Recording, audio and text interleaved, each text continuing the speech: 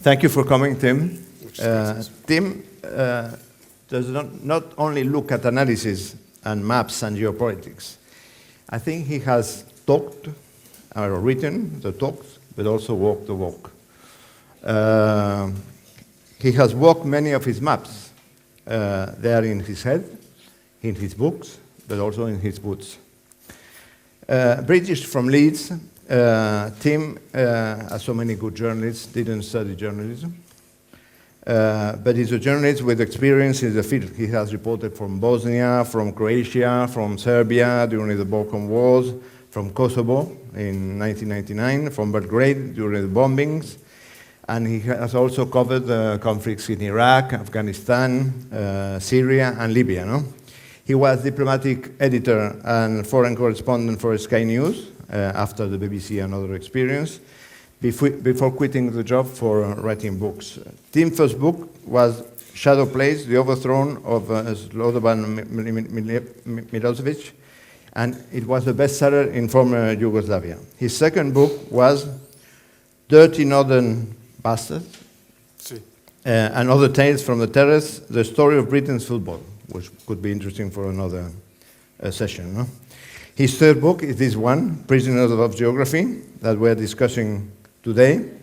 And his latest one, which would also have been interesting to discuss these days in this country, is Worth Dying For, The Power and Politics of Flags. He has also a blog called whatandthewhy.com. So I'll give the floor to Tim. Thank you very much. Muchas gracias. Gracias por su invitación. Y lo siento, no hablé español. Lo siento. I was very honored to be invited to this, but when I came to Madrid, I thought, is this a joke? Because I'm not on Velázquez, on the street, on the hotel, and they've put me very kindly into the Hotel Catalonia. So this morning, I tried to pay the bill, and they said, you can check out, but you can never leave. I lay awake all night thinking of this one. Lo siento. I wrote Prisoners of Geography because I believe that in journalism we weren't explaining one of the determining factors of history. It is not the determining. There is no single determining factor in history. But there are many, and the one which the journalists often overlook is geography. And my first lesson of this was Bosnia. I was with some Serbian forces. They'd burnt a village. We were high. We looked down, and I said, why do you want to go and burn this village? They said, it's very simple. We burn the village, they all run. Tell this village, they all run. We have the valley. The valley leads to the motorway. We need the motorway. It's logic. And I never used the word in English, mindless violence. Never used that. Because violence in these circumstances is very logical. It's horrible, it's cold, it's hard, but it's logic. Violence is logic. And so I learned to talk about the topography. I don't know what the Spanish word for that is. I hope it's been translated. Topography, sorry. So, this is to explain the book, Prisoners of Geography, but it's also to try to put it into the context of where we are now, which is the age of uncertainty. Many of us of my age, we grew up, but the world was very simple. They would kill all of us in a nuclear war, and we would kill all of them in a nuclear war. Very simple. You don't have to worry. You don't have to think about it. Then 1989, then we have this brief period of very simple hyperpuissance, as the French said, the hyperpower, the sole superpower, the Americans. Life is very simple. Now, no. Life has changed completely, and it is an age of uncertainty. I don't think any of us know exactly why all this is happening. None of us obviously know where it's going, but I'm trying to put together an argument of some of the reasons why we may be where we are. We start with El Mundo. I have been very lucky to go to many parts of it. You'll know this map. It's the one we all know and love. I like this map as well, the Peters map. for me, a better representation of the world. You look at Greenland and look at Africa, but on the one we know, you'd think Greenland was as big as Africa. So it's very useful to get the perspectives for the revolutionary moments of history coming around the Cape of Good Hope in South Africa, cutting through the earth in Suez, cutting through the earth to connect the Atlantic and the Pacific. Really revolutionary moments. And I like this map very much. This is the thing which I think we're struggling to grasp. Everything is connected. That when Putin acts in Syria, it's not just about Syria, it's about Ukraine. He makes himself part of the solution in Syria when we have to come to him and say, Vladimir, what are we going to do about Syria? Well, what are we going to do about the sanctions about Ukraine? Direct connections. Everything is connected. More and more, everything is connected. And the geography is often what connects them, whether it's physical geography or fiber optics. So, as I was saying earlier, this is the post-Second World War order. Very simple, we know where we stand. It was all decided. You have that, you have that. I'm not dealing in morality at any point in the next hour. Forget morality, it does not play much of a role in this. I think we have to be moral, but I don't think it helps to understand current affairs if you let your morality get in the way of your analysis. So again, it was built mostly on this. I mean, even the Russians knew it was built on this. They even put it in the 1930s that it was the New World Order. It says it in Latin, Novus Ordo Seclorum. And at Bretton Woods, we built this order. Bretton Woods for me is shorthand. I say Sykes-Picot. I don't just mean the Sykes-Picot Agreement, I mean the whole of the colonial enterprise in the Middle East, which is now unraveling. Sykes-Picot. The Second World War order, post-Second War, is the Bretton Woods order. From it sprang the foundations upon which we were solid.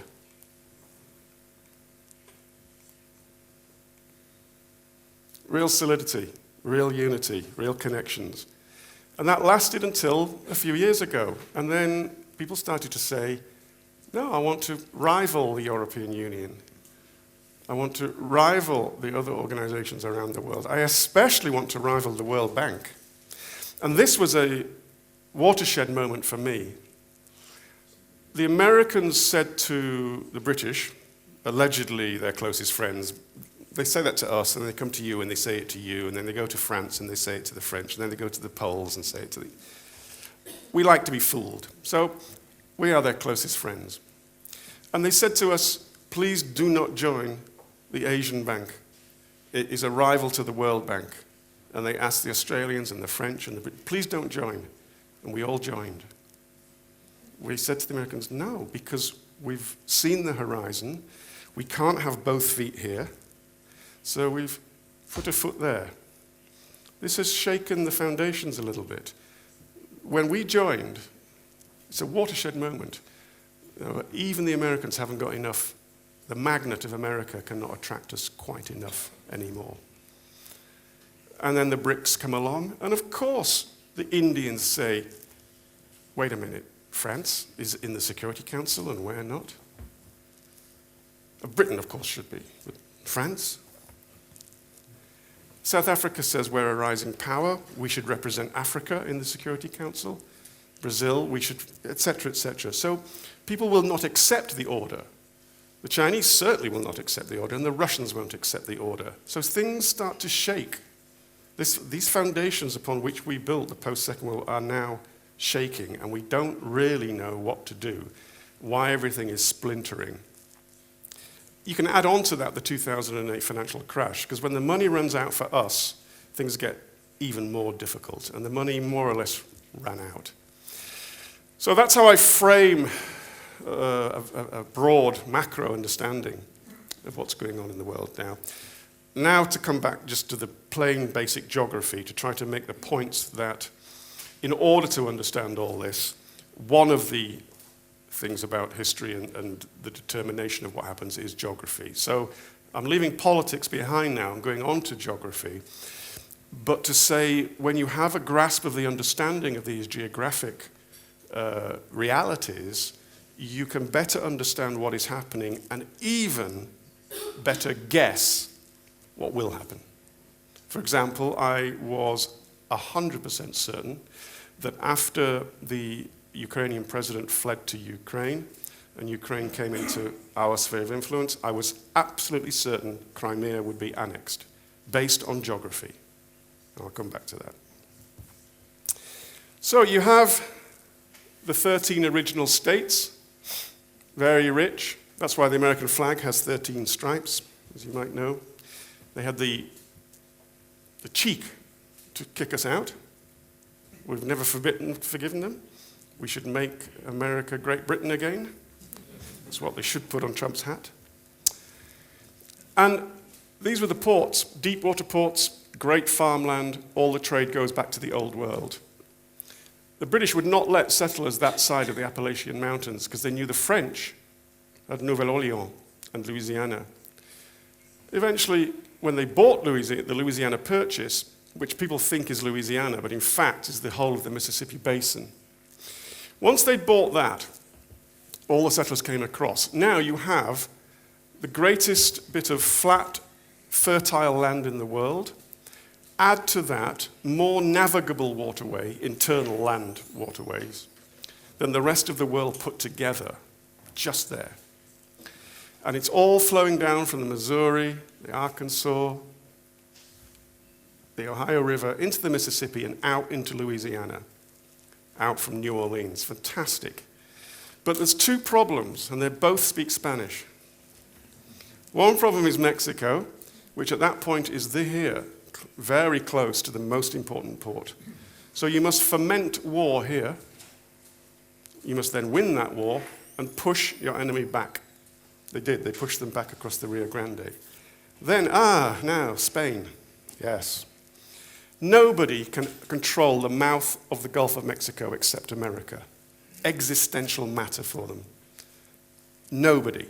Because there is your main port, the most important port, and that's your route to the great sea lanes of the world.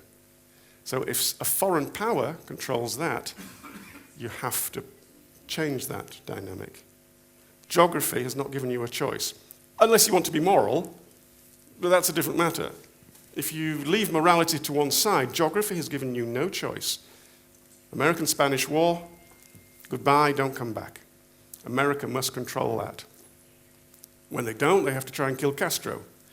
When the missiles came in the early 60s, it wasn't just that the Russian nuclear missiles could reach America, it was also you cannot have this foreign enemy dominating this most important part of America's economy. So they've got all this now. Push on across the mountains to the Pacific. You are now a two-ocean power. The first in the world and the only one in the world. You can project power both ways. To your north, you've got ice. Nobody lives there. Canadians live a bit further up. Nobody lives here. And if they want to invade you, they're going to need an awful lot of snow tractors and skis. And they haven't got them, and why would you want to invade America anyway? Imagine if you tried to invade America from the Pacific. By the time you'd got through Los Angeles, you'd have lost about 70,000 troops because everyone in Los Angeles has a gun. Can you imagine trying to invade America? By the time you'd got past the first cities, with your 3,000-mile line of supply, you'd have lost half your army anyway, and you haven't even reached Oklahoma or Kansas, where they'd be waiting for you. So they're safe. No one's going to invade them. No one's going to invade them. Bit of desert here and a river and a weaker power. No one's going to invade you. No one's going to invade you. You are safe. Unless somebody hijacks a plane and flies it into a building. Well, they hadn't thought of that. Now, the point I make about the American psyche is that they genuinely thought they were safe. The psychological shock of when someone came and got them and killed 3,000 of them in one day, I don't think we understand it. Just as the British don't understand continental Europe and the suffering in France and the Netherlands and Germany during the Second World War. We don't, because it was so much worse there. We don't really understand how deep it goes psychologically. I don't think the world understands the psychological shock to the United States, which then lashed out. Now again, we're leaving morality out of this. It matters very much, but it doesn't matter that Iraq was nothing to do with this. What matters is that the American had been slapped across the face, and any single person in the world that stood up to America would be knocked down. So Gaddafi said, hands up, opened the doors, they took out all the WMD, it's all in warehouses in Missouri now, and gave up. Saddam didn't give up, he carried on because he was an idiot. Anyone that stood up was going to get knocked down. And they were knocked down, and many things have flowed from that. I'm not making a defense for the Iraq war here.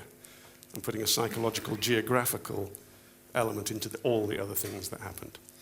Could go on about America all day, but we haven't got. This is called the hollow continent, because everybody lives pretty much on the exterior. Obviously, there are millions of people living here, but proportionately, everyone lives on the exterior. By the way, New Orleans handles more cargo per year than every single port in Brazil. Just New Orleans. Geography's dealt them a bad hand, the way it dealt America a very good hand.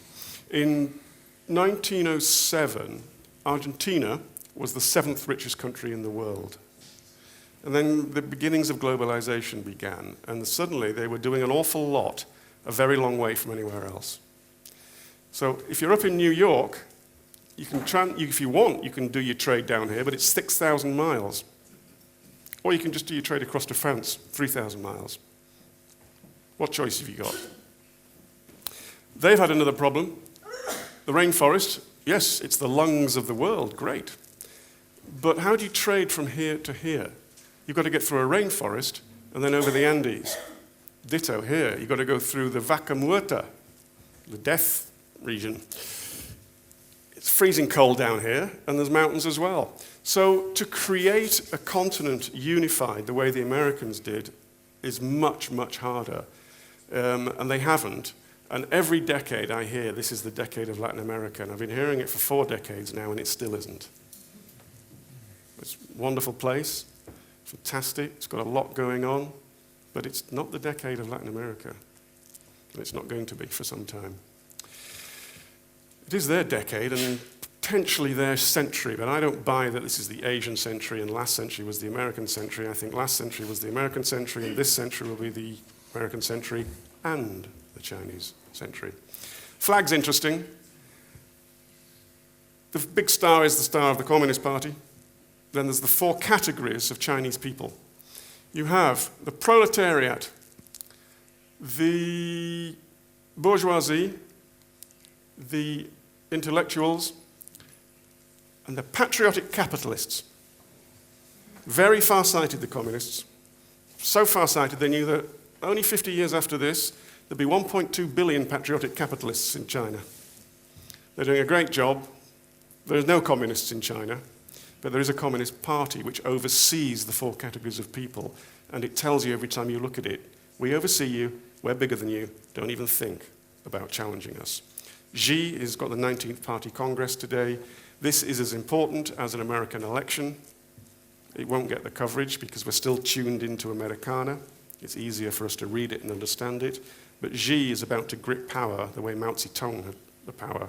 Nobody's going to challenge him, and nobody's going to challenge the party, and there is not going to be any democracy in China whatsoever. Don't even bother. Partially based on geography.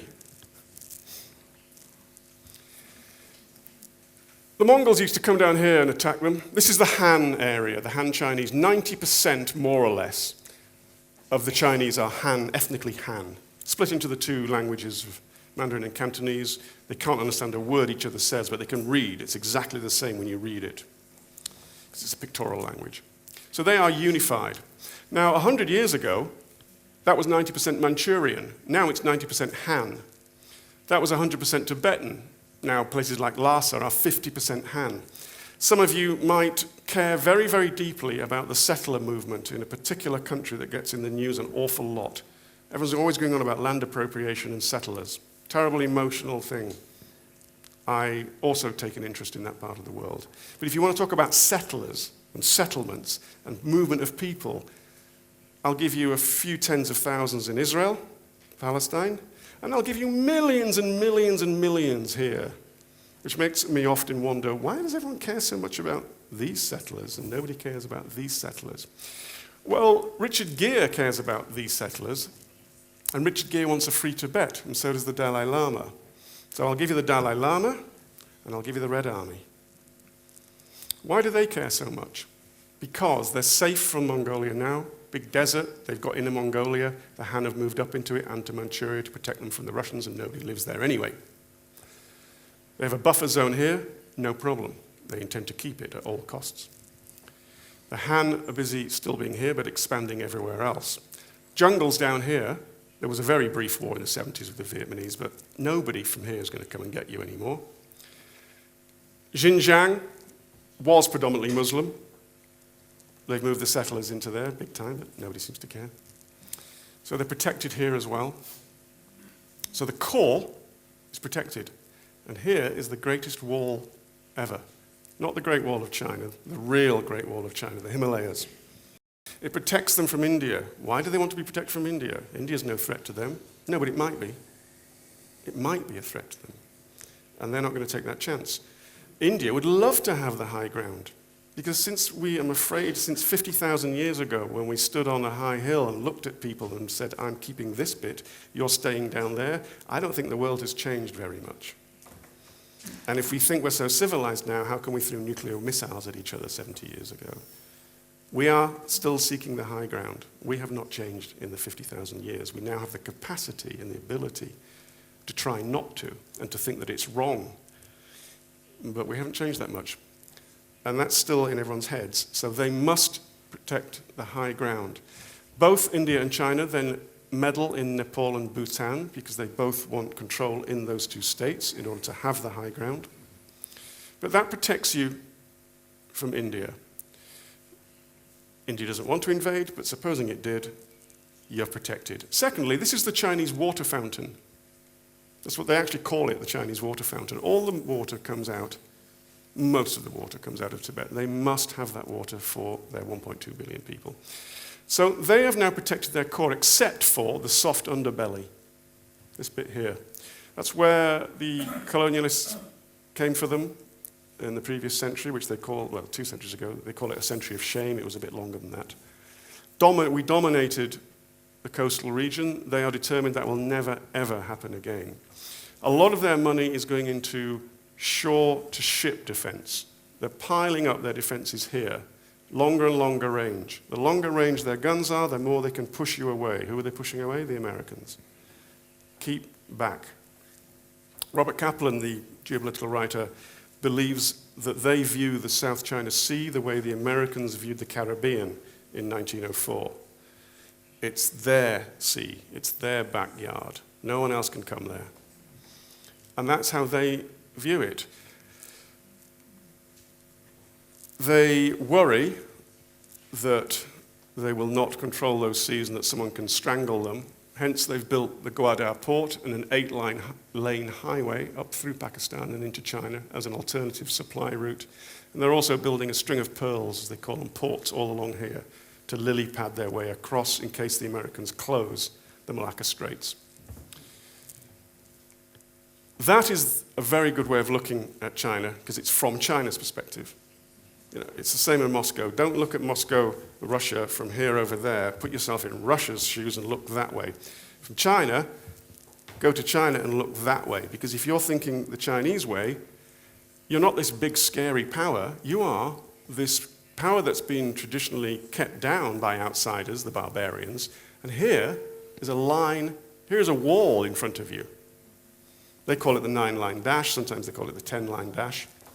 This is a wall in front of China. American ally, American ally, American ally, American ally. De facto American ally, Vietnam, despite being communist. And they're a bit far away now. But here is this wall that stops the Chinese from getting out into the world. And a way to visualize that whole area is to paint China in red, to paint America in blue, and to realize that all these, which are actually bluish at the moment, they are trying to paint red. So every time there's an incident, it looks like a small incident. It's a little fishing vessel. It's an American underwater thing that measures waves. And the Chinese seize it and tow it away. It looks like a very small incident. It's not. It's about the much bigger incident. It's about how many times America will blink and how many times China will blink. At the moment, they're managing this situation very well. Year by year, China gets slightly more powerful. And the trick is to get to the middle 2050s without having a war. The Chinese are nowhere near ready to go to war yet. They are 3 decades away. They have one rust bucket of an aircraft carrier. One. The Americans have got 12, is it? They've got at least 7 or 8.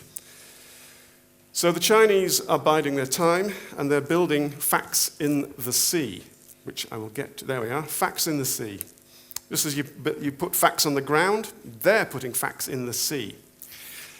You've all read UNCLOS. I'm sure you keep a copy of it by your bed, the United Nations Law of the Sea. There'll be a test later. And in one of the chapters of UNCLOS, it states something along the line. You know, you have 12 miles of nautical sovereignty, 200 miles of EEZ, exclusive economic zone.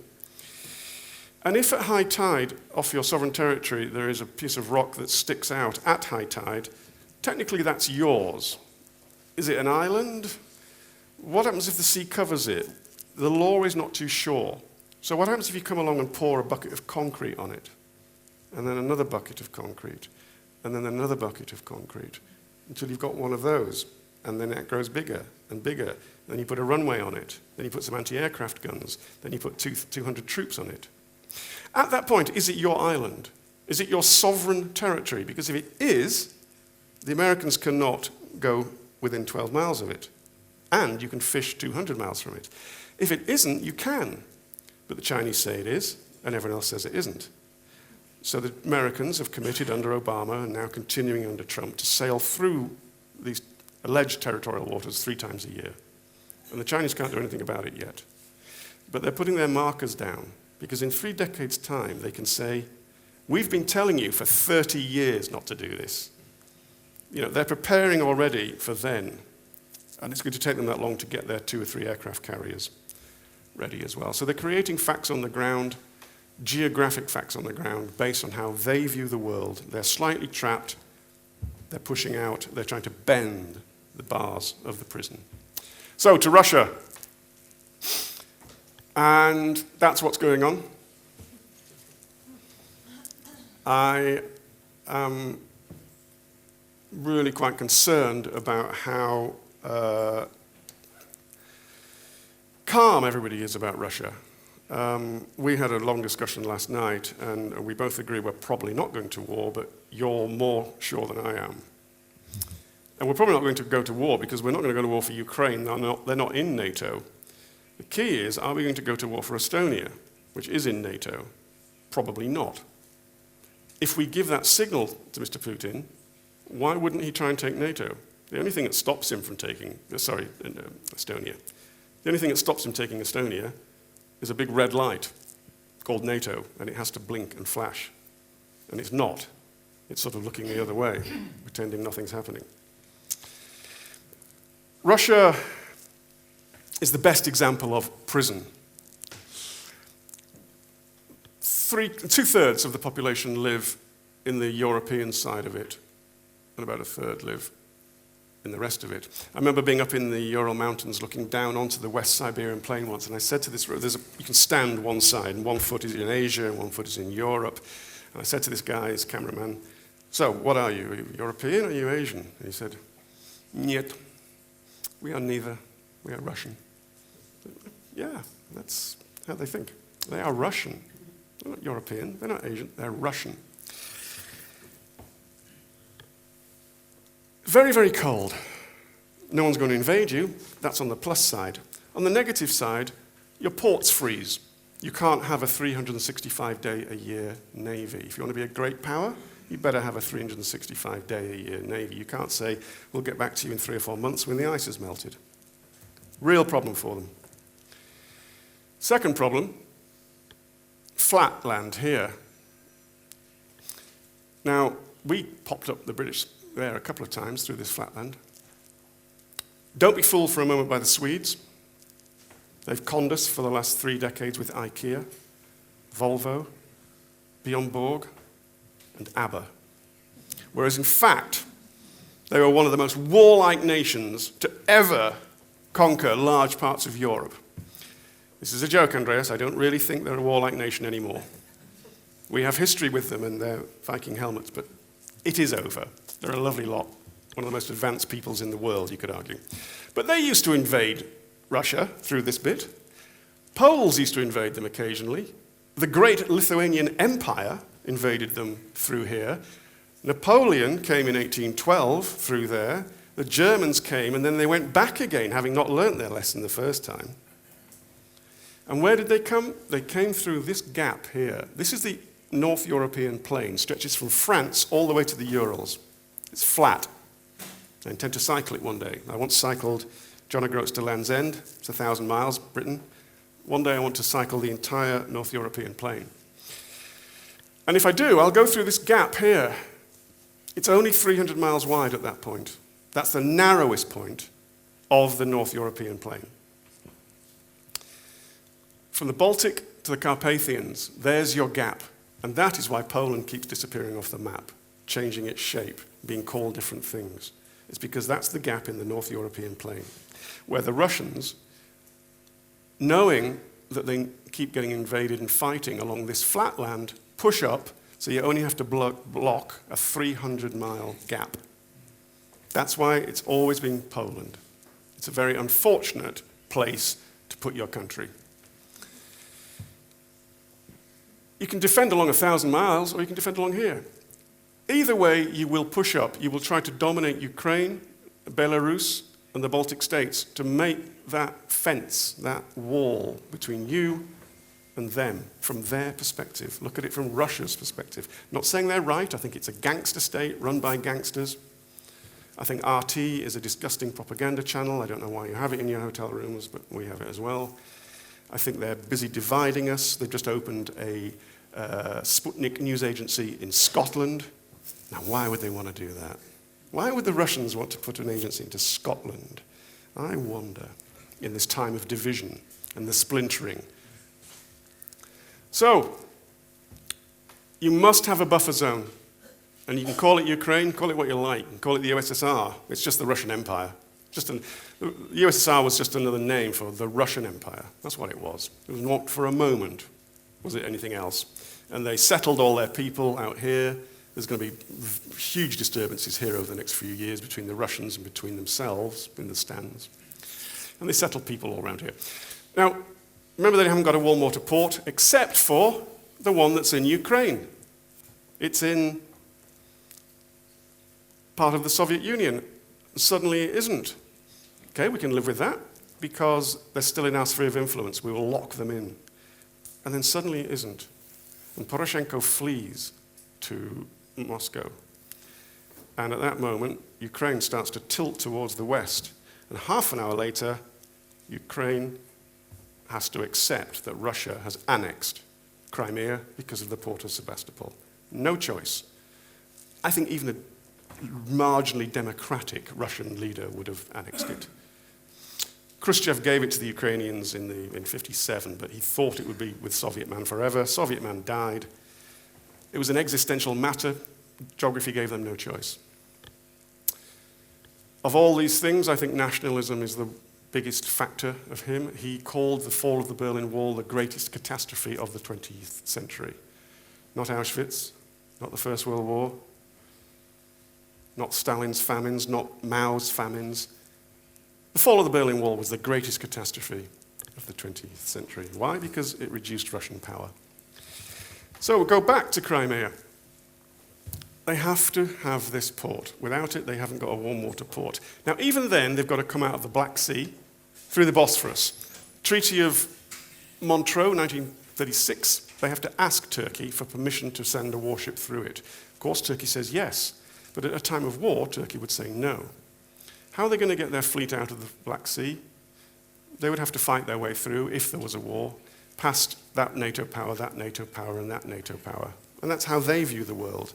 Russia is trapped. We think of this big growling bear advancing on us. They think of this wonderful, noble bear which is trapped by the barbarians around it. But they've made it through the Bosphorus, past that NATO power, and oh look, Montenegro, just about to join NATO. What a strange coincidence, there was an attempted coup there last summer, just 2 or 3 months before they joined NATO. And the people behind it were Slavic and connected to Russia. It failed, they're in NATO now, but that's what that was all about. All right, we'll come past Greece, NATO power, with a reasonably good navy. They spend 6% of their GDP on defense. We spend 2%, I think you guys are on about 1.5. We don't really spend 2%. We've folded in our intelligence services into our budget so we can say to the Americans, yeah, we're spending 2%, but we're not really. It's a good trick. You should learn it. All right, we'll go past this NATO power and the American fleet in the Bay of Naples. We'll come past that NATO power, that NATO power. Sorry about that, a little bit here. We'll move on from there. What's it called? Las Malvinas or something? And we're out into the sea lanes of the world. From the Russian perspective, look at it from their perspective. Okay, we'll come out the Baltic past these 3, 4, 5, 6 NATO powers and the Skagerrak Strait to come into the kill zone. It's what we called the kill zone in World War II, where we waited for the Germans. The subs waited here. Okay, we'll come around the top when it's not frozen. Through the GI-UK gap, Greenland, Iceland, UK, the GI-UK gap. And in those gaps, we're waiting. They feel completely hemmed in. They feel everyone's coming to get them. They're completely wrong. All these countries had democratic governments that chose, with the will of the people, to join NATO and the EU. But bear this in mind from a Russian perspective. Every single member of the Warsaw Pact, every single one of them is now either in NATO or in the EU. Every single one of them. The Great Warsaw Pact has gone to the other side. So that's geographically one of the ways to understand Russia and factor it in with all the other stuff, the value of the ruble, oil sales, Putin's personality, etc., etc. But that geography is not about to change, and that geography is an indicator of what they will do if they're given the chance. For example, they want these 3 countries here. They see them as Russian. 50% of the people there speak Russian. It's law in Russia. If a Russian ethnic person is in trouble in the world, you must go and help them. So I can very, very easily kill lots of Russians in the Baltic states in order to be able to come to their assistance. It's not difficult. Just bomb the market on a Sunday. Foment the rebellion. And unless NATO's red light is doing this, I think that's what he'll do. Now let's go a little bit into fantasy, because we agree there's probably not going to be a war, because the stakes are too high, we'll cut Russian gas, we'll put even... I agree with you, but we need to take a very, very hard line, because that's what they want to do, and you'll know about the Kaliningrad corridor. So remember, you've got the Baltic, the Kaliningrad corridor is controlled by Russian troops and connects to Belarus, and they've got nuclear weapons up there in Kaliningrad. So they've now got a fence there, the corridor, Belarus, the Donbass region where they fermented the war, and they've put that fence in front of them, having lost that massive fence there. If it came to a real crisis, they closed that corridor, and we now have 3 NATO countries behind the line. That's how the Russians view it, that's how the military planners view it. It's a small percentage chance. I want a big red light flashing, while simultaneously co-opting, cooperating, trading, being friends. The Germans are busy slowly turning eastwards. Their geography makes it natural that they will, once they've joined together, once you go east of the Elbe, Prussia, you're beginning to look eastwards, and the whole of Germany is now beginning to tilt a little bit. Which brings us to the European Union. 12 stars for perfect circle of unity. Why? Because in 1955, the Council of Europe decided it needed a flag. The Saarland, I think, was a member at the time, status to be determined. They wanted a star, 14 stars there were. The Germans said no, because that would indicate that they might have a political identity. So that left 13, and the French said, that's unlucky. No, the Italians said that's unlucky. This is a true story. And they said, all right, we'll just have 12. And that's why the EU flag has 12 stars.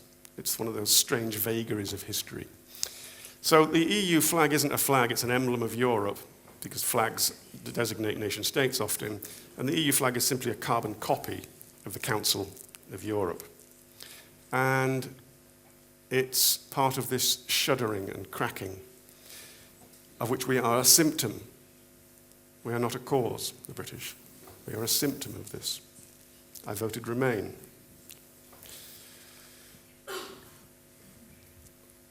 Take all that, and now add on the migration crisis. And yeah, this is going to be a bit difficult to see, I'm afraid, in these lights, but every single of these dots you're about to see represents 17 people fleeing war, etc. And there's a timeline, a date going on. And you can see we're only in 2001, 2002, but the wars are beginning, and people are fleeing. And you can see they're all going mostly going south to north towards Europe, coming out of Africa. We've reached 2004. When we get to 2013, watch for Ukraine, sort of up here. So every single dot, 17 people, every single one of them, a story. Look where they're all going, piling out of Colombia and Central America, piling out of the hotspots of Africa. Ivory Coast has just gone up there. 2009, Middle East all over the place. 2010, and then 2011 we'll suddenly get a big explosion of movement. There it goes from Syria, which is still continuing. There's Ukraine, and they're all heading into Russia. They took about 400,000 refugees. Now the point about all this is that it's quite a dramatic way of looking at it, but it's also a factual way. Africa, you saw, huge numbers of people coming. There's 1.2 billion people in Africa. By about 2060, there'll be 2.2 billion, nearly a billion extra people. I don't think they're all going to stay there. I wouldn't. If I didn't have a job, I would be heading north myself. No blame attached here. If 10% came, that would be 100 million. I'm not sure we've got room for 100 million. We might have. We'd have to add them onto the people coming from Afghanistan and the Middle East, and from the Central Asian republics, and from Pakistan, from India. We'd have to add them all. I mean, it wouldn't be 100 million, maybe. The point I'm making is that the migration crisis, which has so upset European politics, has only just begun. It has not stopped, it has not peaked, it's only just begun. And what is that going to do to your politics? I don't think it's going to be pretty. 10 years ago, the only one I think most of us could have named, Front National. A long history with them. I remember when I was Paris correspondent in the 80s, I was held against a wall by a Front National official that was demanding my passport. I don't think they've changed that much. I saw Alternative for Germany described as Britain's UKIP. No, they are way to the right of Britain's UKIP. Golden Dawn, you have 400,000 people in Greece who voted for a party which is represented by men on the streets who wear armbands here. And I don't care what the picture is of, I know it's a swastika. I mean, it's all sorts of different things they put on. It's a swastika. And 400,000 people voted for them. Danish People's Party, now in power. Dutch Party for Freedom. The media told me, the Dutch and the French have come to our rescue. The far right has peaked. They've held them. Absolute rubbish. The Dutch election, Gilders, chap on the far right, this is this trend for being a leader and having funny hair. Kim Jong, Trump, him, there's others. He not only increased the share of seats, he increased the share of the votes in the Netherlands. In what way is that holding back the rise of the far right? Let's move to Le Pen. Her dad stood against Chirac. She doubled the vote he got when he stood against Chirac, and she stood against Macron. She doubled his vote. In what way is that holding back? So that narrative is utter nonsense. As we've just seen in Germany, AfD, 95 seats. 95 seats in the Bundestag. First time since the early 60s, a far right. There was a party that had its roots in the far right that was in 50s, but this is for broad brush terms, the far right are back in numbers for the first time since Nazi Germany. That's not holding back the rise of the far right. And now we have this young man in Austria, 31-year-old president, who is going to get into bed with, I think, the Freedom Party in order to govern. That hasn't stopped either. That hasn't peaked. That is a trend which will continue. We will play into that our continuing economic woes. We will play into that the continuing arrival of migrants and refugees. And somehow, and I'm not sure how, we're going to have to stick to the center. Well, those of us who want to stick to the center. I mean, I don't know who's in front of me. Personally, I'm a centrist. It's become a term of abuse in my country to be a centrist.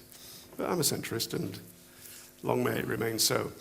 On my website, my tagline is, extremes are easy, the center is hard.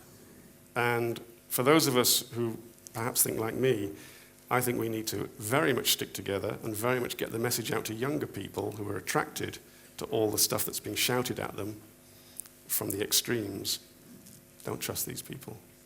I think we all, educators amongst us, journalists, writers, have that responsibility because certainly in my country, I see it here, the extremes are growing and the center is shrinking. Oh mein Gott, she said. OMG. Yeah, we are now part of this process of splintering. I just love the title of that newspaper. If you know English really well, you'll know why that's a joke, because we are all fact. Doesn't work, sorry. Sorry. That's the best one. Moi je parle français comme un vache espagnol. I can translate that out of the French. It doesn't mean good luck. It means good luck. Another man with a funny haircut, Boris, our foreign secretary. Let me quickly go back to the map of Europe. And again, talk about geography. See that little gap there? It's very narrow. Not in our minds, it isn't. It's really, really wide. People underestimate, the British intelligentsia and the liberals underestimate the fact that we are an island nation, an island race. We're not European. Well, we are European, but we're not really European. I'm European, but I'm one of the 48% that lost the argument. And I just don't, the intelligentsia have no idea about what's going on in Britain and how most people really feel about themselves. And that little strip of water, the geography of it, has imprisoned our minds. Or liberated our minds. Because while you lot were having revolutions and killing each other in 1848, 1870, 1933, 1936, 1939, 1940, when you lot were all doing that, and having plagues, well, we had the plague as well, we were relatively calm. That's how the British see themselves. Rightly or wrongly, we were there for 300 years, apart from a little difficulty with the Scots, building solid democracy. You were all having revolutions and killing each other.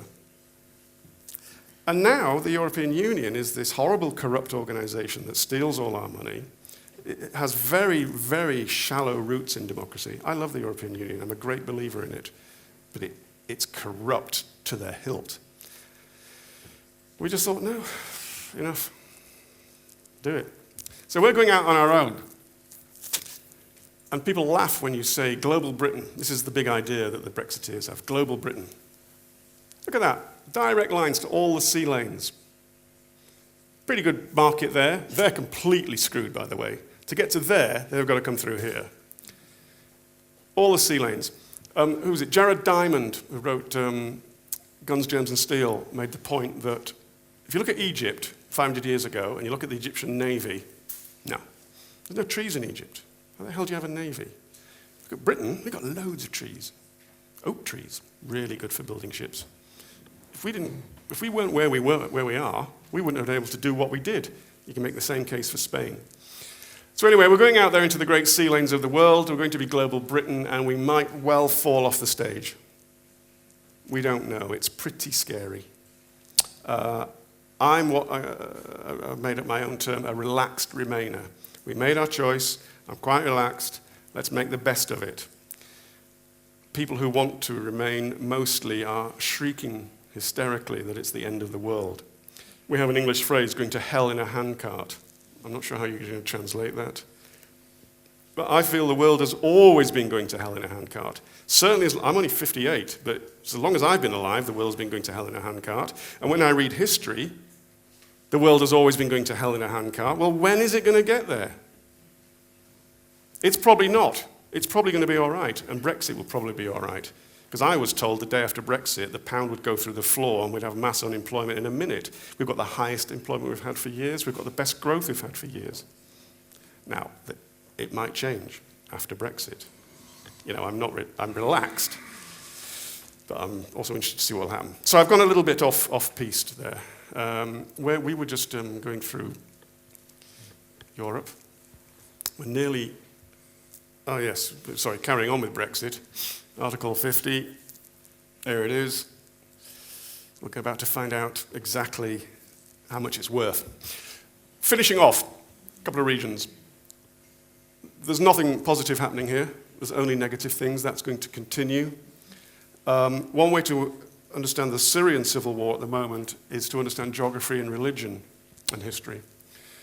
The Americans, when they came up here, delivered to the Iranians their great historical dream to safeguard their western flank against the Arabs. 1,000 years they've been worried about that, and the Americans just rocked up, not knowing where they were or what they were doing, and delivered to the Iranians a Shia-dominated Iraq. Baghdad central government dominated by the Shia, the militia becoming the most powerful military forces, the army dominated by the Shia. Now they've got a friendly neighbor. So now I've connected Tehran to Baghdad. But look what's over there, Damascus. Run by the Alawites, which is an offshoot of Shia. Therefore, takes its orders from Tehran. I've connected them. And look what's there, Beirut. And who's in Beirut? Hezbollah. And what are Hezbollah? A Shia. I have now connected myself all the way, corridor, straight through the Middle East, to the Med, and vice versa. They pay their wages, they give them the weapons, they make sure, they've lost about 3,000 men at least in Syria, Hezbollah. The Iranians have lost a couple of thousand. They tend to sacrifice Afghanistan Shia who come to fight as volunteers. They're usually told they're going to be cooks, then they get shoved straight to the front line. The Afghans lose 4 or 5 a week in Syria. So geographically and religiously, there's a lot more to it than I'm not saying it's a religious war, but they must keep that corridor open, and everybody else must cut that corridor. And that's what the whole Saudi-Iranian thing partly is about.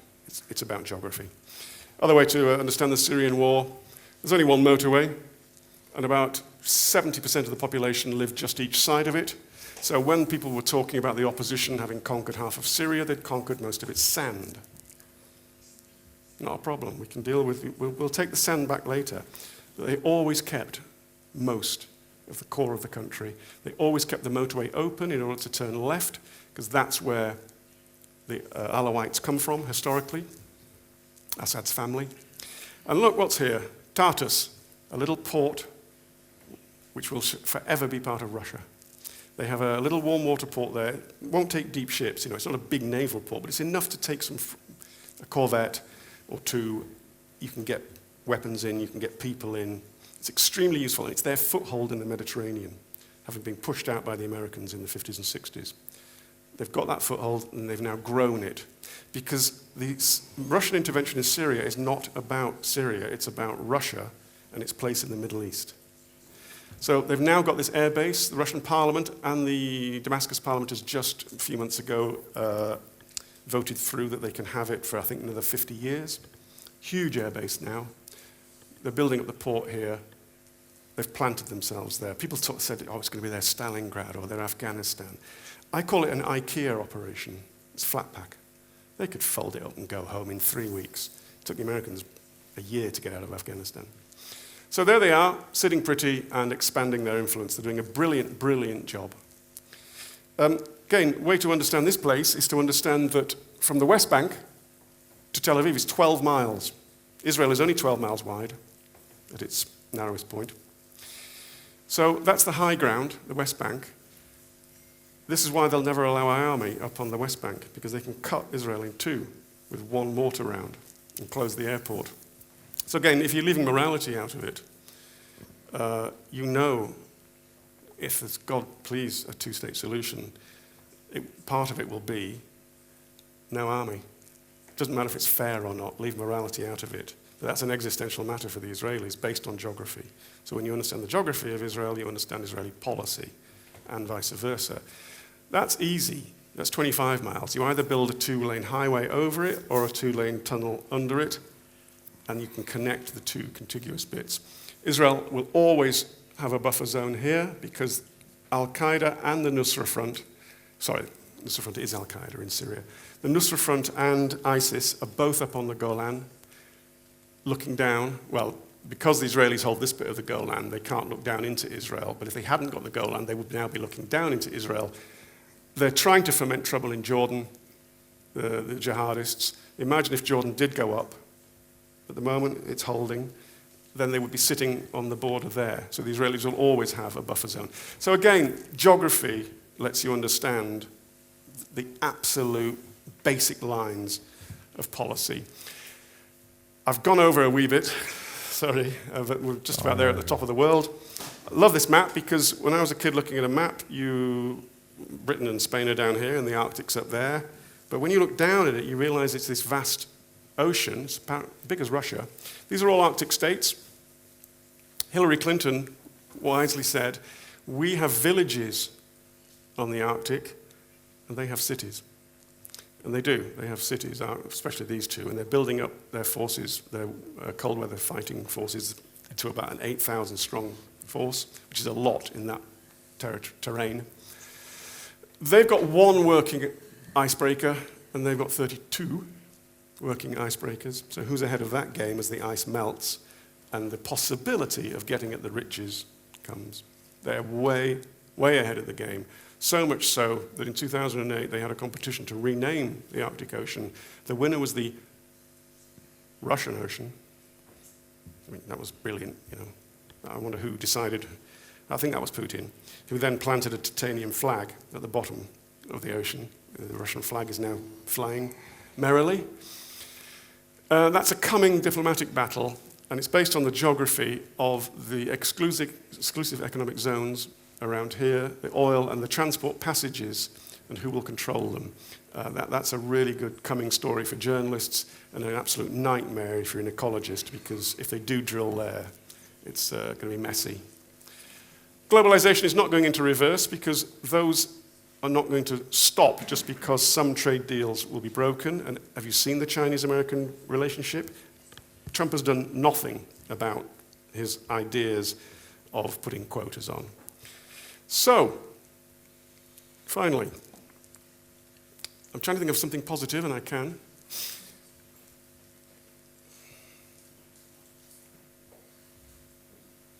I never really got into that, but I believe in concentric circles of Europe, not in ever closer union. I don't think it's going to happen now. That's the one that worries me the most.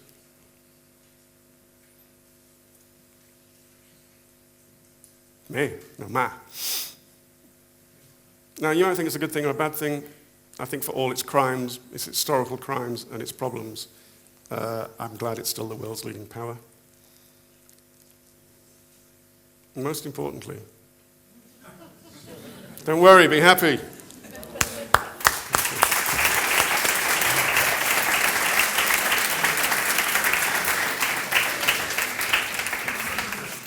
Thank you very much, Tim. Gracias. It reminds me a teacher of mathematics I had in high school, in the French high school, who started his course saying, "La géométrie est périmée." Geometry is perish. Yes. The same happened with geography for a while, no? And I think it's because of the end of the Cold War, geography for us, for the West, no? The end of the Cold War, the Western slumber in many ways, Yes. even with Yugoslavia, globalization, digitalization, the idea that the e-world doesn't have frontiers and geography doesn't matter, no?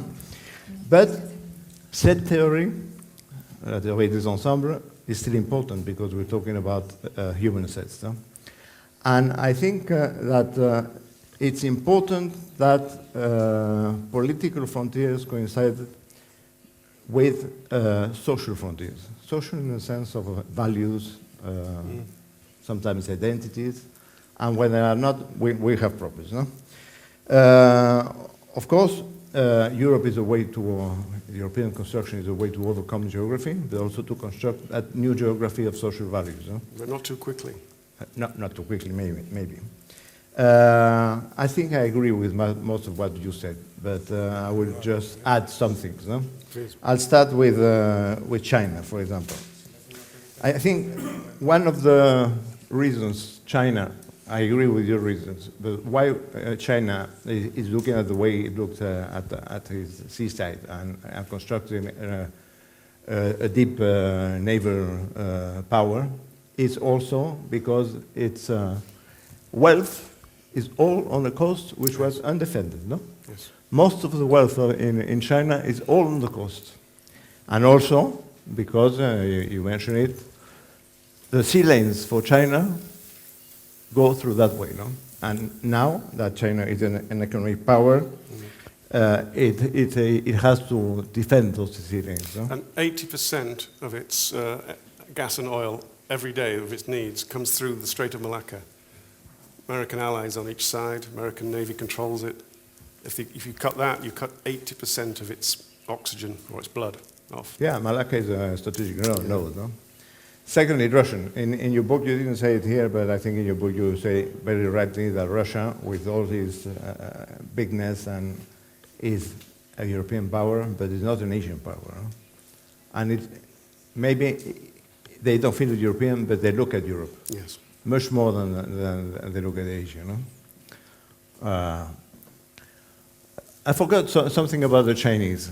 I think the Chinese have also a very important tool in the world, which is the Chinese diaspora. Mm-hmm. And it works because they invest in China, they come back, many of them come back to China. And if we see where the Chinese diaspora is, I think it also tells about the influence of Chinese there, no? Especially in Southeast Asia, where you don't understand anything if you don't take into account who controls the economy of many of these countries. No? In terms of the US and Britain and the power they have, there are some small islands which are very important. Guam, Diego Garcia, Ascension Island. I've been there, by the way. And the Malvinas, Falklands, for example. No? I've been there also. But the Ascension Island is very interesting. In the Falklands War of '82, the British, even with the aircraft carrier, could not have done the war against Argentina and liberated the Falklands without Ascension Island. Yeah. It was the halfway stage, refueling, resupplying, getting everything ready. So without that little bit of concrete in the middle of the ocean, we couldn't have done it. And for the past 5 years, we wouldn't be able to do it now because we have no aircraft carriers. We have 2, which will be on service in 2020. So the Argentinians have got 2 years to take the Malvinas. They're not going to, but that window, because the military have to think like that. They have to prepare in case. There's no question of it happening. It's a democracy now. But in military terms, the window is 2 years in closing. Then there is a space which I think has also its geography and its geopolitics and its cyberspace. Internet is also subject to geography and geopolitics. I don't know who was this genius who invented this expression, the cloud. That the cloud is based on soil, no? And if we see, for example, the servers that Google has in the world, we see Google is an American company, as everybody knows, no? But we see where are its interests, possibilities, no?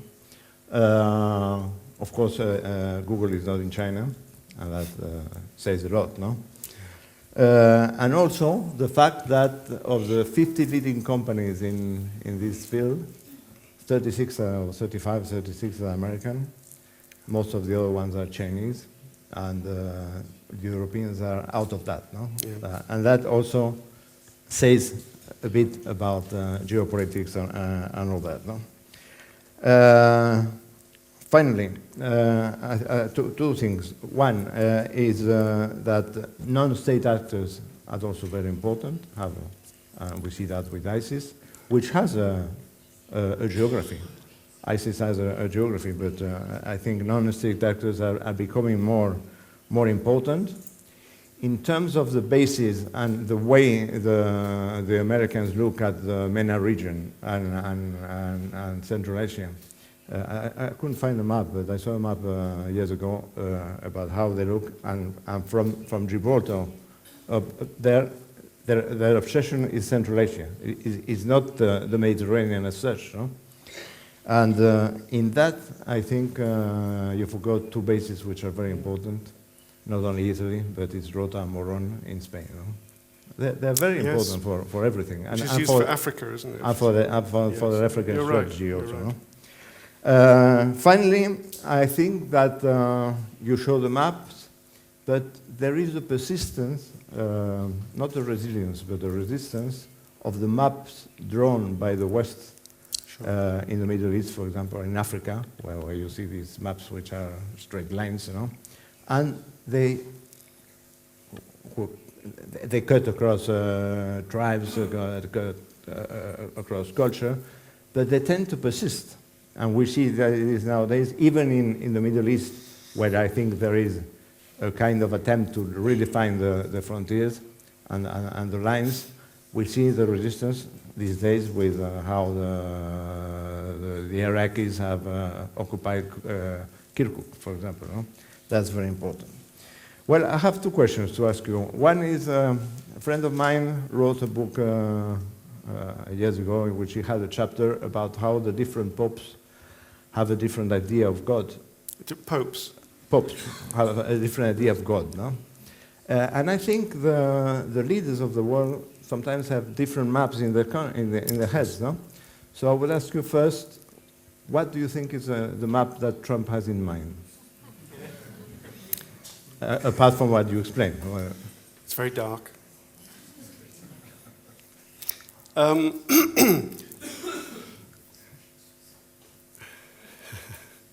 Trump's mental map of the world will have pretty narrow, short horizons. He does not appear to be able to connect everything. I'm not saying he's stupid, not by a long way.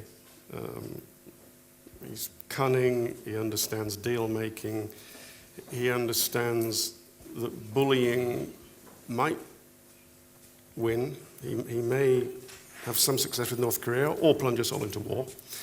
So it'll have narrow horizons, and I think it's very much in compartments. I don't see that he has the hinterland, the ability to recognize that if Russia does this here, it connects to that there, and then in fact it's all one picture. The ability to look at it as a map. I think everything is in boxes for him, and I think people have to explain to him, well, Mr. President, if you do that, if you could open this box over here, because I just don't think his mental map is able to see the big picture. And my second question, before opening the floor to the audience, is the mental map of Theresa May and the Brexiters. Because I follow that quite closely, and we talked about that last night. I don't see there is a reflection of thinking in Britain about the future of Britain outside of Europe. What happens after Brexit? Where is it going to be? And what do they want to achieve? No? I don't think that there is any kind of serious talk about that. On the first one about Mrs. May's mental map, there is no vision, there is no map, there is only tactics over the next 3 to 24 months, however long she lasts. She gives every impression of knowing she's finished. It's just a case of will it be February or will it be in 24 months. Either way, everybody knows she has to go. She's only hanging on because the government has not got a replacement. There's lots of people who want to be the replacement, but they're all problematic. The personal view is that they need to sweep, and this links to your second question. Because she has no vision, she's simply managing the shop while we try to position ourselves for Brexit and to find a new leader. When that comes, clear an entire generation away because they don't have enough ideas of modern young Britain in the world. And then we embrace global Britain. And then we see if anybody wants to buy anything we've got. I think they will. Small things like Scottish whiskey. I'm trying to think of things we make. Big things like our weapons. Again, I don't put morality into this. And nobody laughs at Japan for being an island nation, an island trading nation, which is not part of a union. And I dislike, not out of reasons of nationalism, I dislike this sneering at the UK for wanting to go its own way. I think it's deeply rooted in democracy that it wants to go its own way, even though I lost the argument. So what we need to create is the global Britain idea, but it's only going to work if you agree. There's a joke. You know, Sky Television is subscription television. You know, you pay €100 a month or whatever. So Mrs. May rings up Sky Television. She said, right, here's the deal. I want to cancel all my subscriptions and not give you any money anymore, but I want all the channels still to come. And Sky's thinking, what's in that for us? We must embrace, if we're going to go, we must embrace global Britain. We must try to do a good deal with you. You must not try to punish us. That is not democratic. And we go back to what we were, a free trading nation. This time we go out into the world as equals, not as conquerors. I think that's very important to get, and the new generation of British people, I think, will not have the colonial hang-up. So we go out as friends and equals. We don't go out as colonialists and conquerors. And we become a free trading nation. And we bust the idea that you must have these massive blocks. And we are not the cause, we are a symptom. We are not anti-European. Leaving the European Union does not mean we're not pro-Europe. It's very possible to be outside of the European Union and to be pro-European. You don't believe me, do you?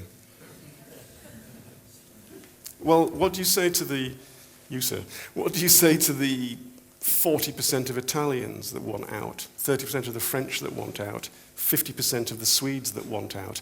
Are they also little Swedeners, little Italians, little French? Are they all, is there something wrong with them?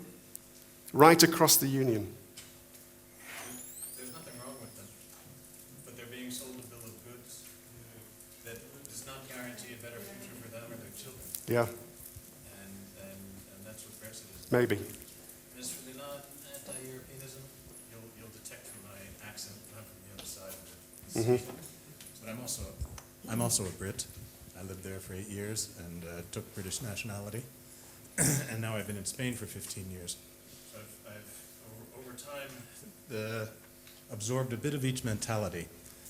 And while I don't see Britain as anti-European, it doesn't fit in my scheme. The Brexiters are, many of them. Many of it is based on recent history, a worldview that says we did not go to war and win twice in Europe to sit down with the Portuguese and the Slovenians, never mind the Germans and the French, to decide our future. I hope And that's only our generation that says stuff like that, not the younger generation. Yeah, unfortunately, it's our generation that voted. The younger generation who voted Remain blame people my age, but I enjoy hitting them back with a big stick. So no, we didn't let you down, you let us down.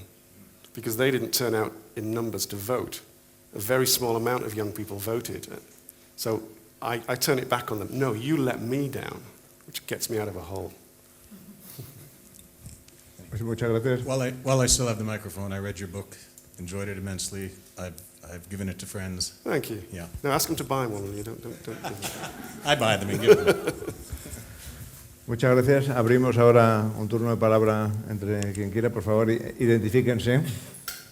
Ay.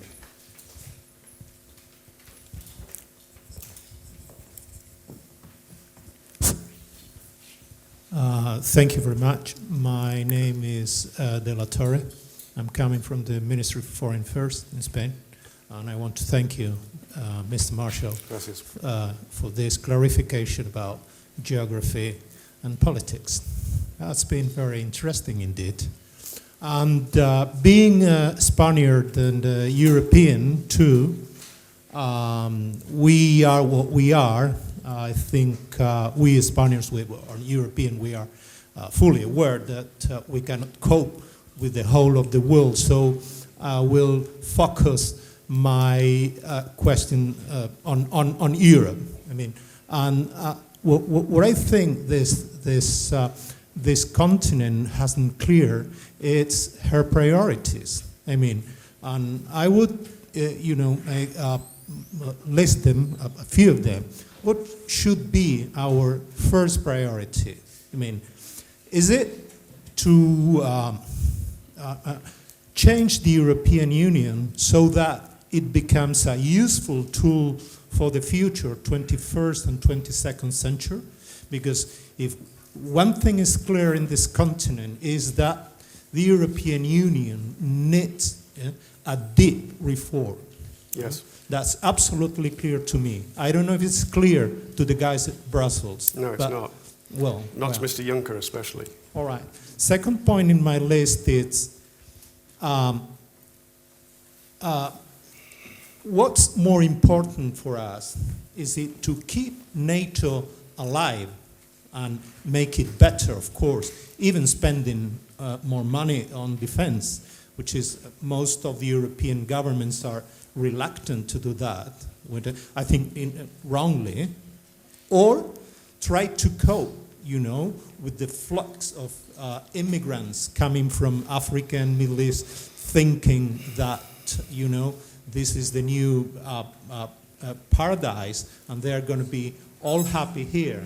But at the same time, I think we have the right to protect our core, our values, our culture. The way we have been since, the fall of the Roman Empire. You would be shouted down if you said that publicly in England. You would be considered to be right-wing. Maybe you are, but I'm not saying you are. That is, we are frightened in our country. We do not talk about values and culture. Sorry, I've gone off. Out of these 4 points, what was the priority for us? They are actually all connected, and they all need to be dealt with. Mr. Juncker and several others of his generation remind me of the communists in 1991. They spent their entire life believing in something, which was then shown to didn't work. I'm not comparing the European Union with the USSR and communism. I'm comparing the fact that they spent their whole lives working towards that, and then suddenly it crumbled before their eyes, but they wouldn't let go. And now we still have communist parties. We've got 3 in Britain. The Communist Party of Britain, the Communist Party of Great Britain, and the Communist Party of the UK. I think they all hate each other, but usual story. Because they cannot bring themselves to admit that they got it wrong, and it was dumb and demonstratively that it was awful behind the Iron Curtain. I mean, all the Eastern Europeans I know hate communism. Juncker and his generation have spent their whole lives building this fantastic thing called the European Union, which has created this incredible economic, geographic, and cultural space, the most successful in the history of mankind, I would argue. That's why I like it. But they're such true believers that they don't realize if they keep hugging each other so close for ever closer union, they're going to crack and splinter the whole thing. The whole thing will disappear. There will be no European Union. The big idea, well, this is the problem, it's not a very romantic idea. Ever closer union is a romantic idea, or breaking the union apart is a romantic, revolutionary, anarchistic idea. Remolding it into something that works is not a very romantic idea, but I think it needs to be remolded into what it used to be when it was the European community, into a very tight block of trading nations whose raison d'etre is to stay together and not fight and spread prosperity. If we try to continue to dilute our sovereignties, which the intellectual class think is a great idea, and everybody else thinks, no, I don't want to dilute my sovereignty. Hence Catalonia, hence Scotland, Transylvania, Lombardy, Veneto. I've got a list that long of people who don't want to dilute their sovereignty right across the continent. So if you try, you're going to crack it and break it. So the big idea is to modify it into a huge economically successful trading bloc. NATO must stay together under American leadership, and we must pay more, because war is not unthinkable in Europe, and it is unfortunately, if you think that it can't happen, you might be part of the problem that helps it to happen. I was shocked as a 30-year-old to go to Bosnia and see war in my continent. I was absolutely shocked in Belgrade to see bombs dropping on a capital city. Now, I know we're not the Balkans, but it is not unthinkable. It is unlikely, but we must keep NATO together under American leadership, and we must spend more and put the big red light. Finally, on your one about culture, yes, we need to, the British especially are so embarrassed about their colonial past. I cannot begin to tell you how deep it goes. We are so sorry. And we're so sorry it gets in the way of clear thinking. And the clear thinking is, actually, you know what, I quite like this culture and these cathedrals. And even if I'm not a practicing religious person, I quite like the bedrock of civilization, despite all its murders for centuries that we're built on. And we need to protect it, and we need to nurture it with absolute respect for other things. But we're so frightened of our own culture, and we place so little value in it that we are diluting it left, right, and centre. And the people who are bearing most of the brunt of this are the working classes across the continent, and they are the ones that are going to vote Brexit, and they are the ones who are going to join mostly the right-wing parties. So unless we value their culture, which we've left behind, as we've risen above this nationalism, we're floating up here. I can come to your city and talk to you about things Goethe, about Rembrandt, and we can connect immediately because we're floating above all this. But everybody else is not in forums like this, and they are having their culture pushed away as if it doesn't matter, and that will push us into right-wing governments. ¿Alguien más? Antes ha relacionado un poco el carácter insular del Reino Unido con el Brexit, pero en Europa cada vez hay más países, lo hemos visto con los de Visegrado, incluso en Francia con Le Pen o ahora en Alemania con Alternativa por Alemania, que reclaman soberanía a Bruselas. Y mi pregunta es si cree que la Unión Europea tiene fecha de caducidad y cuál es esa fecha, más o menos.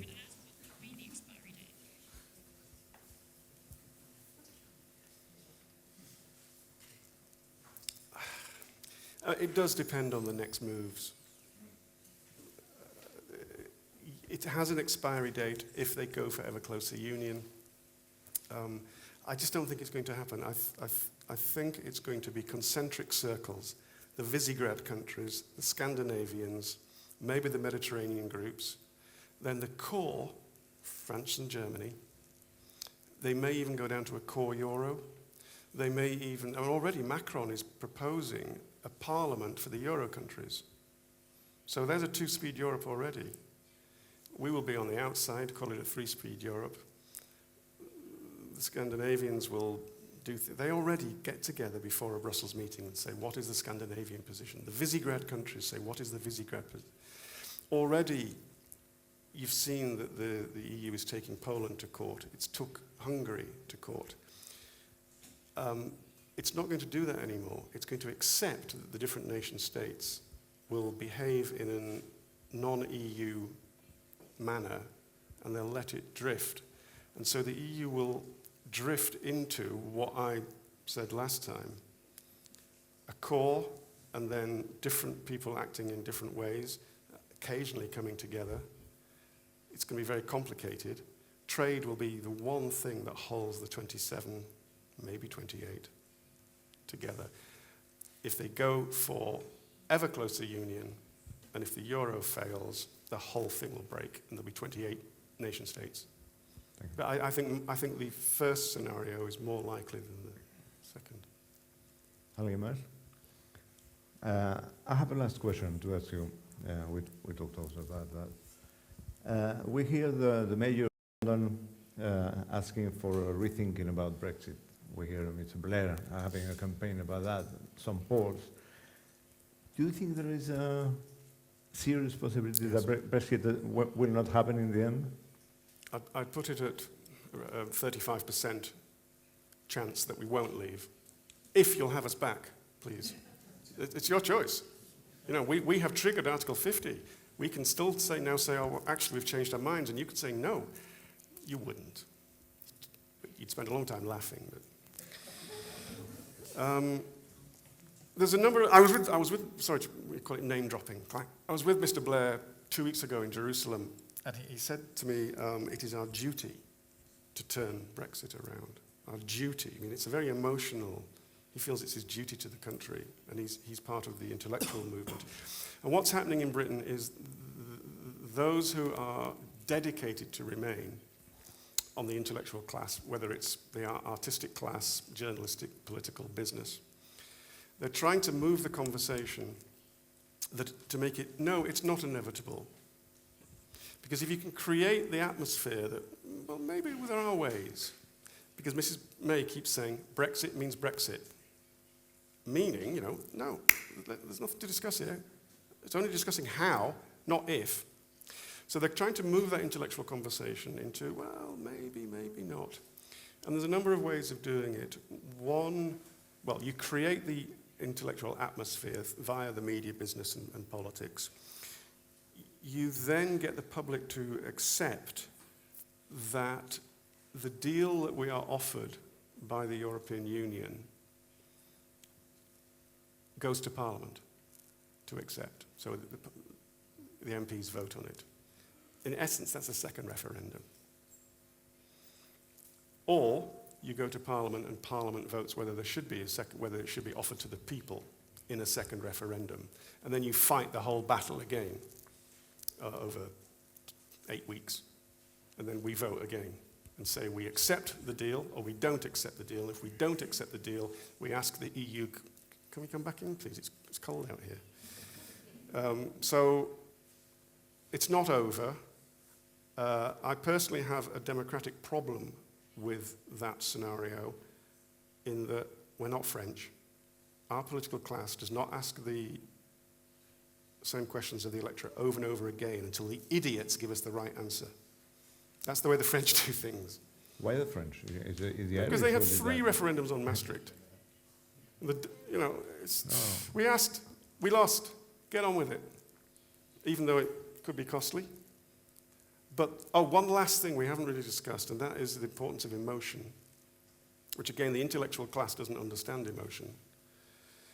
We have people in Scotland, the poorest region, who know that economically they will be worse off. They know it, but they want to leave Britain because their emotions are more important than their wallet. Now, Catalonia is not quite the same, is it? Because it's the richest region. Still, outside of the EU, your bank's leaving, etc., Catalonia might struggle a little bit. But if you're a real nationalist who believes in freedom, We had the film with Mel Gibson called Braveheart, big red cross across his. You know, if you believe in that film, that's more important than the economic well-being, because freedom, nationalism, self-determination beat your economic arguments for some people. And not enough people understand that emotion because not enough of us exist at a certain level.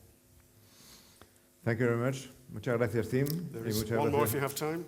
Sorry. Perdone. Lo siento. I'm sorry about that. I'm Diego Sanchez. I work now at the Ministry of Defense. I have just a little question on you. You have said that probably one of the foreseeable scenarios is that the economics is the only thing tying up European countries. If one of them may happen if we are not able to, I don't know, reconvince our people and the need of having a political unity, I guess.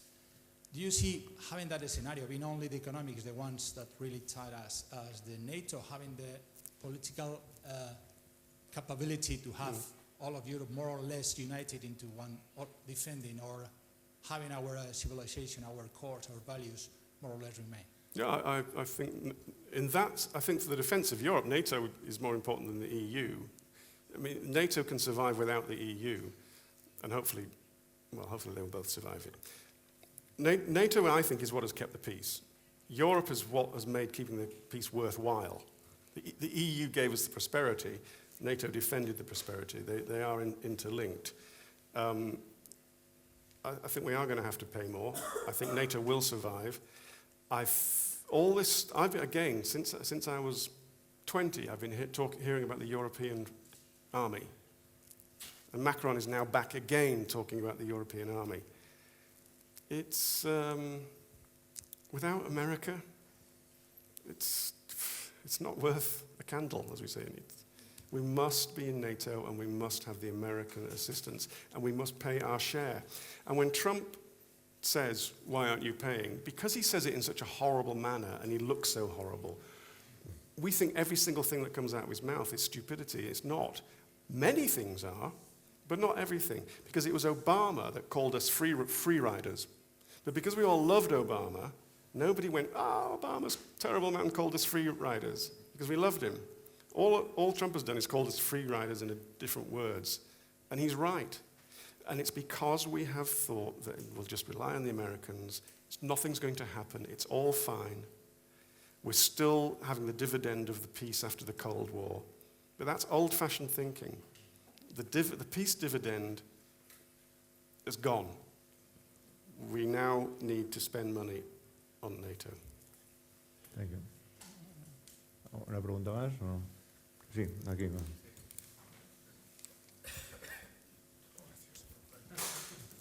Nigel Aston, I'm with a technology company called Amadeus based here. So I'm going to ask a question on a technological front. You've touched on the influence of the Russian RT, Google, etc., etc. Will there become a point in the foreseeable future where, particularly from the Russians, their protectionism goes into the opportunity for an attack using digitalization, cyber attacks, as I say, as a means of attack rather than defense of their current interests? Thank you. Yes, and it's already happening in a way. I mean, the North Koreans are probably better at it, the Chinese are better, but the Russians are up there in the Champions League, and we are way behind. In fact, I think everybody in Europe is. The British are pretty good at defense, we're terrible at offense. The Russians have buildings with dozens and dozens of people, and they clock on in the morning, and they spend their day, that if you've written a blog, and it says anything bad against Russia, they'll post it up. They're employed to do this. There's hundreds of them all over Russia employed to do this. Push back, paid for by the Kremlin. They're also paid to harass people, to insult people. They go on Twitter. All the social media, the Russians are in all the social media, pushing back and trying to infiltrate our consciousness. Then they've got RT, which several times has been taken off air in the UK for telling lies and then allowed back on. And Sputnik has opened a branch in Scotland. I know why. They want to splinter us. And they are very, very good at it because they understand it the way that we don't understand it. They're 10 years ahead of us, and they employ. I'm not saying we should employ hundreds of people by the state, but we should at least recognize that that's what they're doing. They're very good at poisoning ourselves against each other. They're very good at telling us how awful we are. I mean, I watch RT and I read Sputnik, and just to see the story choices, they're absolutely fascinating. You know, if there's one stabbing outside a pub, I'm exaggerating now, in Leeds one night, oh, the West is falling apart, the society is crumbling. That's the message that's coming all the time. The West is falling apart, their society is crumbling. Every little thing, every little demonstration, when you guys battened the Catalonians, my God, they loved it on Russia Today. You see? They're very, very good at this. And people say, oh, it doesn't matter, nobody watches. No, some people watch, some people read that, some people listen to that. It's not just about their X thousand, it's about the whole. Sorry, second point. At the moment, there's no treaty about cyber war because it's too complicated. But they're working on a treaty that a cyber attack on, let's say, the water infrastructure is an act of war. They're working on wording it. The Chinese and the Americans are much further ahead. This is something that needs to be done at the UN level. We need a UN Security Council resolution. Everybody needs to buy into a cyber treaty like that to say we recognize an attack on the electricity grid, on this, is the same as you flying a plane over and bombing us. But we're not there yet. But I agree with it. Well, I think we both agree with each other that we've got to take all this on board and we've got to get some peace treaties, some treaties governing how we behave in the cyber world.